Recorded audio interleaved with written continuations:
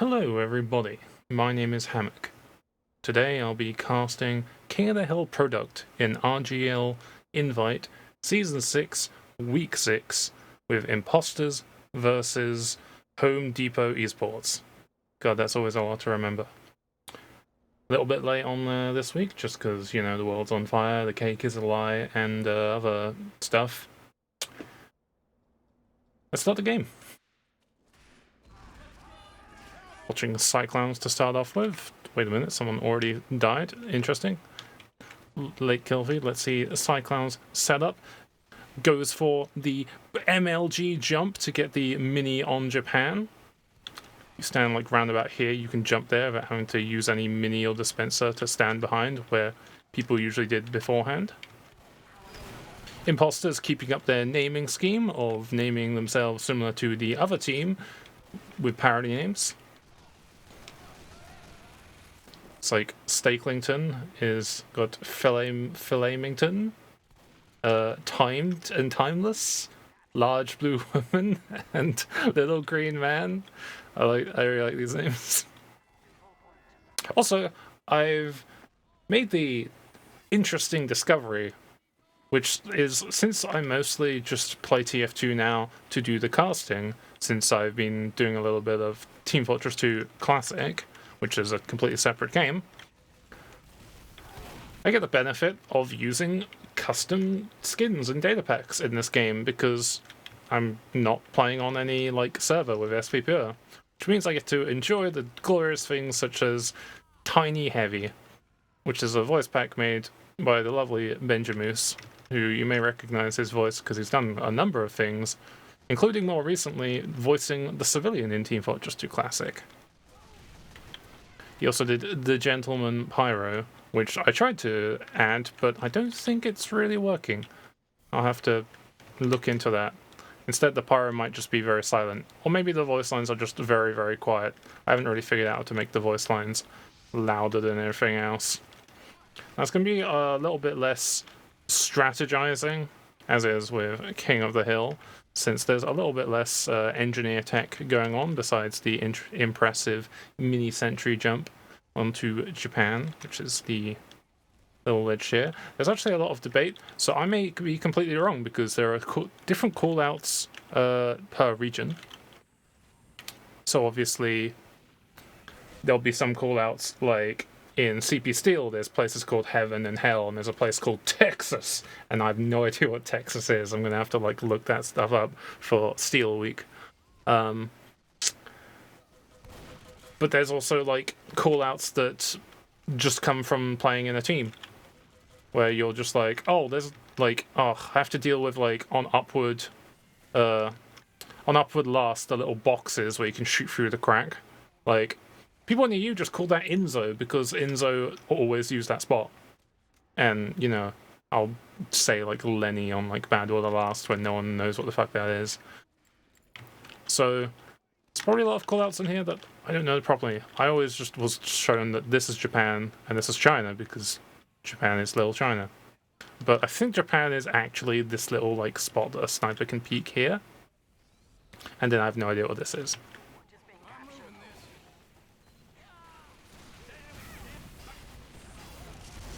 So Cyclones is playing Wrangled Minis and trying to slowly get pressure on the concrete. He also seems to have a config so that whenever he places his mini sentry, the engineer is exuding contempt for his job, which masks the fact you're building a sentry. I think I prefer the... Actually, I think those are one of the better lines. I kind of like the, well, don't that be there, because it's generally quite quiet. That one can, that negative voice line, or G, I think that's the G voice line, can sometimes go darn, which is really quiet. Kind of like a medic, like, masking their Uber. But generally, the things engineers will do on this map comes down to preventing that shit happening by either building on concrete, worrying about having a perma dispenser on rock or in pocket, which has become less favorable over the time since sniper has become less of an overwhelming force, just sitting on rock with a razorback being fully overhealed. Or you can set up on here with a mini sentry or even level 3s, which Clark likes to do in Europe, so I've come to call this area the Fortress of Solitude. So as a result, you have engineers mostly playing flank, being an accessory to the flank once they have their telly and dispensers under control, and vaguely looking around for the spy. They kind of try and get a forward mini on concrete, or maybe even on top of these crates, and that's like the ideal spot. If there's very little time left for the people to walk into point, you can put a mini over here on this concrete. You could put it on their Japan, or you could put it in this corner here, just to give them a lot of trouble when they're running over to the point. But generally, you want to play kind of passive. Common minis are around here, here, or back here, with the intent of if a soldier or a pyro or anyone tries to run in on the medic, they're going to take a lot of damage from the mini sentry. And if you play on concrete with the Wrangler, you can harass out people walking across the point. Ooh, nice trade there. Is that soldier going to crater? Ooh, unlucky. Let's check out Boats in Water. I don't actually know who this player is, because imposters change their alias every time. Thank you, Doctor! Oh, I love Tiny Heavy, it's so cute. Oh, when he has the Fairy Heavy outfit, it's terrifying. Friendship is made of sugar plums. This looks like he's on shotgun pistol, playing more of a spy check playstyle, having the Spencer up, having the mini passive, and then playing around the combo. This allows the pyro to look forward and worry about a soldier jumping in, so they can go for the air blast and go for deflects, for spam, and then that gives the NG the chance to check behind, which I generally preferred because it was less DM intensive and let you free up more of your combo's ability. So I'm going to watch the Demo Man try and initiate with the Uber. They're going to go for a trade. Pyro gets a good maneuver trying to push the medic out of position, but no one on flank was able to catch them off guard, so they just run away through choke. Either way, looks like red team are very much in control of both the last round and this round. Oh my god, I appreciate the debt jump with, what is that? Is that the back burner? The debt jump back burner from Moist. I love it. That's like a TMP strat. I feel like the thermal thruster could definitely be good here if you like come up on cliff with the soldier. You know, where the soldier goes jump off there, speed shot on the rock, and then bombs in. You could like thermal thruster off that rock and go for like a double bomb. That could be pretty great.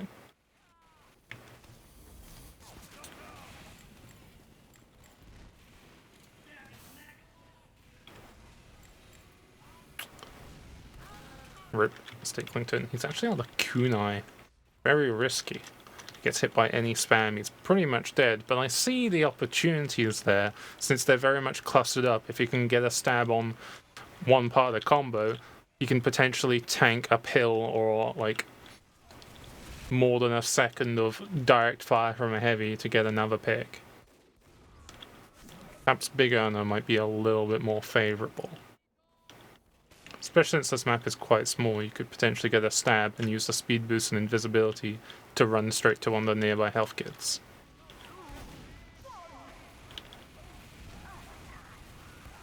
Rip.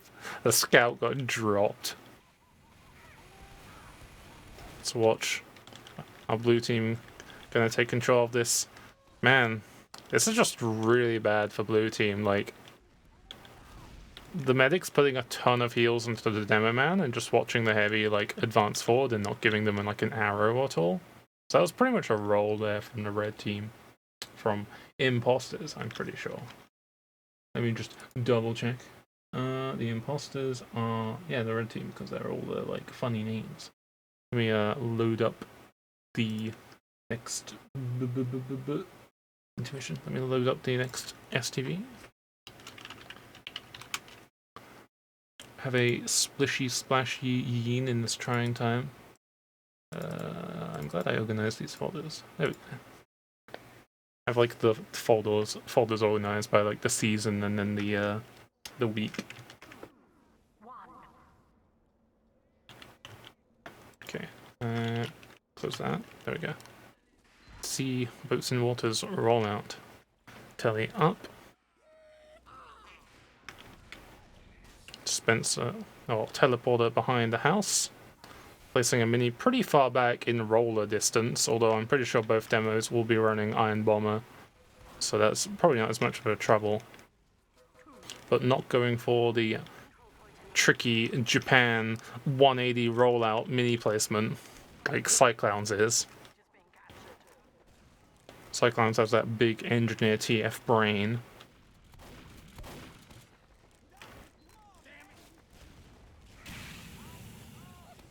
Also enabled smoothing back on, if you couldn't tell, so if we can catch the moment in which someone's brain gets torn apart, it'll switch to the killer's perspective, which is in this case the sniper. I didn't have that on before, just because sometimes it can be pretty jarring to like move the camera across the map. I might make it maybe move a little bit quicker, but it's pretty nice for the product.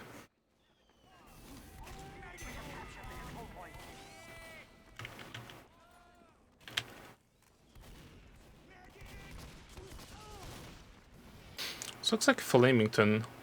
Flamington? God, it's gonna mess with me. It's gonna get caught. Oh, I appreciate going for that trick stab attempt. Running the Dead Ringer, which is quite risky, since you can't refill on ammo packs anymore, so you have to hopefully make them think that your feign is legit, otherwise you're going to get chased down, especially by this much more mobile pyro. Oh, horrendous play from Moist.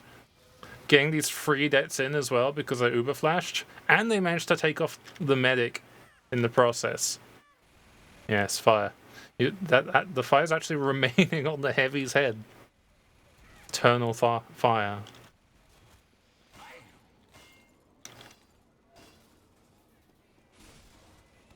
Ooh. Either Cyclones put metal into that before, or he Eureka cycled his telly. Like he, I don't know if there's like a concrete name for that strat, where you basically start with Eureka effect, and then you switch to your gunslinger while you have like active weapons like between like lives enabled. So like you're still holding your Eureka like placed telly. So you can just start the round with the gunslinger rollout without having to like go back and then switch back to your gunslinger from Eureka.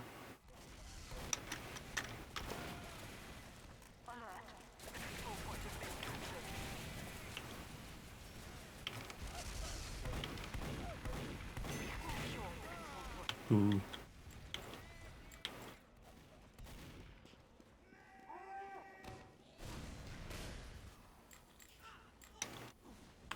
Is this perhaps the fabled cloak and dagger?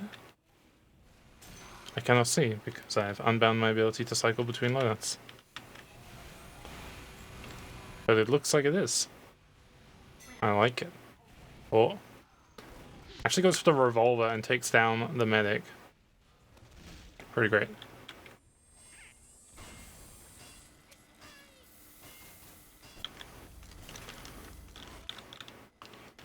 That was just the chill period, as red team have pretty much full control over the map. They have the uber advantage. So blue team are most likely going to go in for a sack wave in a second, with the heavy walking up to take initial damage. They're like, oh god, big man, let's shoot big man. Pyro makes a mistake of standing right next to them and dying to the same demo man pressure. And red team pretty much taking nothing from that suicide wave. Should probably take a lesson from Budget Toucans. Going for the chef bomb with the soldier with shotgun just man-bombing the medic. Take a thermal thruster pyro in as well. Heck, you could go NG and like wrangled bullet jump all the way over. Go for like the cube bomb, level 3 sentry, rocket jump in, shotgun the medic for like 10 damage and get the drop. And there goes the Uber Scout, getting the force out. They flashed the demo because he decided to follow in on the solo Uber force, and the demo dies for no reason on blue team.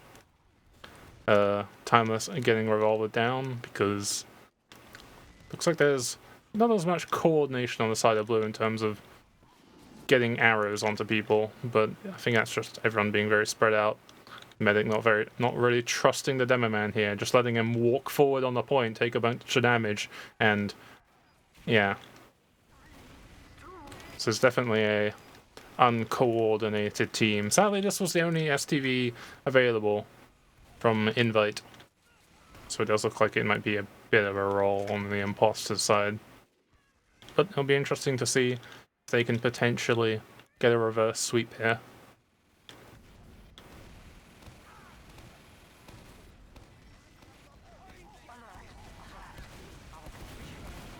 Ooh. Wanted to see that backstab.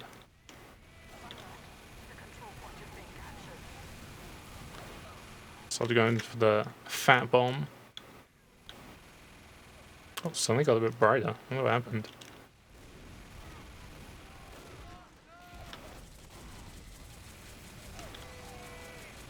Oh, this positioning. Oh no. This medic is just gonna get crushed. They're like playing around here on the low ground. Struggling for time, because they need to be contesting this point. But they have like no control over the concrete. And any other side is just gonna like bomb down onto the medic. It's like, it's hard to necessarily make a real commentary on like, blue team are doing this specific thing wrong, because they're kind of just getting overwhelmed.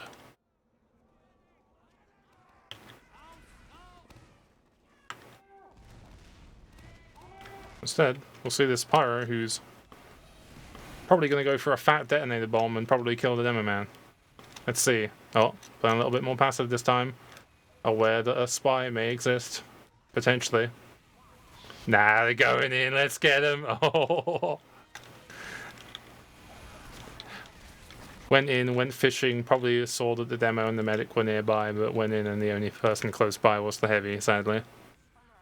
The control point is being captured.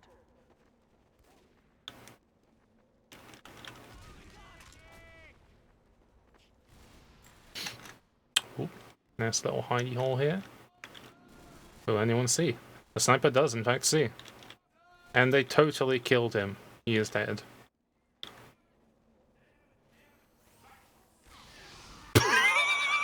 It looked like he got headshot by that scorch shot, I'm not gonna lie. I guess it was a detonator shot, but that was pretty great. Oh. Game froze. Hello. Perhaps a pause was in the future, and because it's an STV relay, it's going to pause at other time. So let's see. See who gets who ends up like leaving. And we can go on to our special segment of the show where we get to investigate the loadouts of every person. So it's a bit weird here because of the perspective. Oh god, it's in his face. So if the boat's in the water, wearing the potato hat, pink, with a penguin on his shoulder. I like it. Very simple, very cute, a nice addendum to the existing engineer loadout of the hard hat, but with the potato. Kind of a bit of a cherry tap going on, or a potato tap, being, hey, I'm the potato NG on the winning team. Compared to, where is enemy NG? Cyclones, wearing the simple Marasmus Island hat that you get for one of the Halloween achievements. I think it's like the third, fourth Halloween, I think it's the third one, I can't remember. One of the Marasmus missions on the island with the oh, what are those called? I think I have those. Oh god, can't actually see item connection on here. I have those eyes. They look really cool, and because of the bandana, oh, it's the bread sort of mask. Yes. Okay. Oh, my screen's being weird. This is very strange because this is a STV file and not an STV relay, so I'm not exactly sure how pauses are meant to work. I'm checking if I've actually paused time or if this is time going forward. Yeah, no, I think I might have paused it when I pressed the button, but it is still frozen. You'd think that the actual TV file would just skip this part out, but okay. Let me check, because I think some of my buttons end up pausing. Okay, let me just have that on screen. Okay. Cab, keeping it simple. Purple gibbous. Some nice sportswear. Super Luigi 9624 Miku Monday, as opposed to Super Mario 6942. Going for the symbol heavy, running the family business. Kind of throwing, potentially. Or it's just already accepted defeat. Or new meta. Moist with a... I don't like that.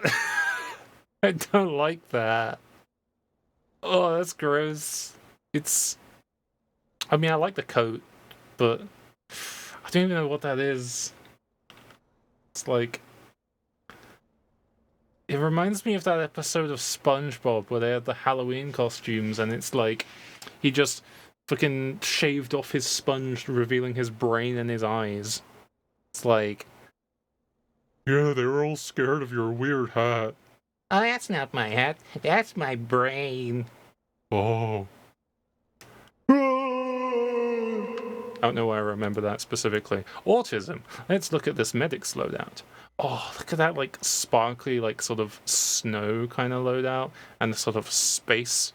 It's almost like, because I think that that's kind of like a wintry kind of thing with like the sparkle, but like, it's got the space astronaut like hamster, so it makes it like sort of there's a pocket of like space time behind the medic's back in which the space hamster exists, and it's just falling around like a rift between worlds. I really like it.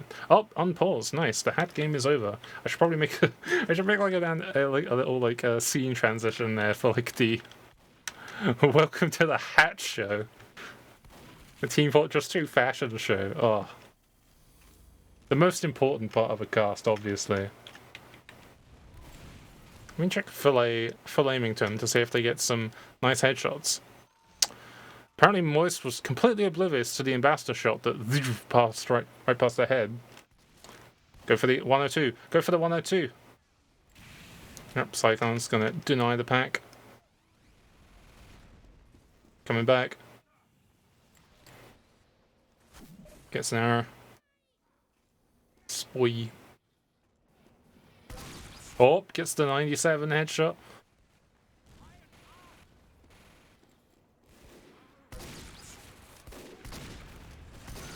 Oh, the double headshot from Flamington. Nice one. This is like the solid spearlie of the team. This is why Red Team is like winning so hard, because they have a dedicated gun spy. Oh. Gets the pick on the NG, gets the sap, gets the 102 on the scout. Is there going to be any follow-up? Oh. Like Wubs' loadout. Look at that. I don't know what unusual effect that is. That's like one of the Halloween ones, I think. It's very ghostly. Also, I don't know why he's got the Red Team Batman cloak. Oof. Flamington. Getting those headshots. I'm going to call them 102s, even though they're not always 102s because of the scaling headshot distance, which is perfectly fine. Just because 102, it's got like a powerful story behind it, you know? Like Lenny, the 102 Emperor. Or other titles that no one remembers because of obscure Highlander videos. Oh, is he going to get the Franklin West? He got the Franklin West. That's another one that if you get that reference, I like you. It seems pretty much in the bag of Red Team, which is why I'm putting so much real estate on the sort of screen time. Oh wow, look at that juggle. Ooh, Blue Team able to recap this point. That's a surprise. Moist going with the detonator, phlogistinator, eradicating boats in water, sadly. I wish I had a bind so I could spectate who I'm looking at, but I don't think there is commands for that. Oh, headshot. Oh. I'm sad because there was a couple skins I wanted to add into the game that don't actually seem to work, so I need to like figure out how to update them so that they work with the current VPK like type system. I really wanted to see this Pocket Aussie one that I had a while ago when I played on custom servers that didn't have SP Pure, which is like an ambi reskin where the spy is actually holding a tiny sniper that goes boom, boom, boom. And then there was this other one from ages ago called the Scottish Reserve, which is so old it's not even it must be at least like 5 years ago, but it was a really well made animation reskin for the grenade launcher, which was like Demo Man holding like a box of like bottles of his like scrumpy that like when he reloaded he pulled out one and like sort of drank some of it, and then when he like shot a grenade he threw a bottle and it like exploded, and it was like really cool. I wish that was updated so I could like use it for these casts because it looks so great. It'd be great to just have like a bunch of these like really fun skins just going on, since it's a STV. You don't need to worry about SVPR. So that was a game, right? Yeah. Let's go to the logs. How much we could really get from this because it was kind of a roll. 4 points in Imposters' favor. I don't think I've seen Home Depot before. They might have been in one of the other games, but I don't really remember. The interesting thing about this year is that it feels like 10 years have already gone by, so I don't even remember what happened last month. But look at the top kills here, and they're mostly scouts, which makes sense because it's product, and with the scout-centered play in which you just Uber onto the scout, they run in and they murder everybody, and they can clean up a lot of kills and not have to worry about their biggest downside being their lack of health. You get players like Cab getting 32 kills. A lot. Followed by Hill Aimington with 28 kills, 13 of those being crisp 102s. Like a crisp $20 bill. Hey, look at headshots here. Timeless actually got more headshots than timed. Not less. And Bake Stabs, Stakelington, more backstabs, but Boats in Water, 20 assists, the true winner here. How much contribution did he do? Mini centuries here. Let's look at classes, because we need to compare the large PP sizes of the engineers by whatever metrics there are possible, because logs don't really give much. We have mini sentries dealing 2,373 damage from Bolts and Water's mini sentry, compared to Cyclones' mini sentry doing 2,186. So the mini sentry doing the most damage, which is what people like to harp on a lot about in product.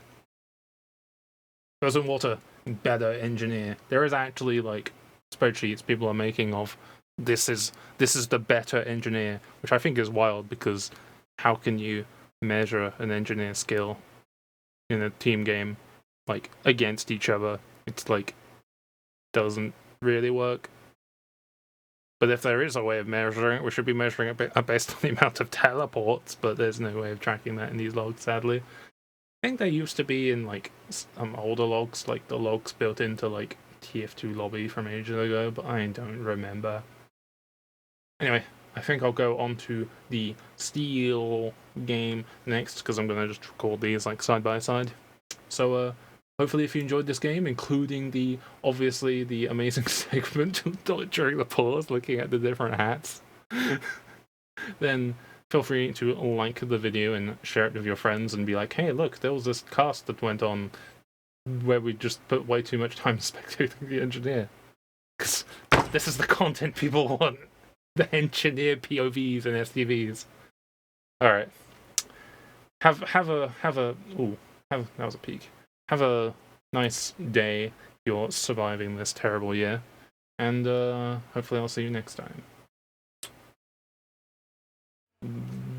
Bye.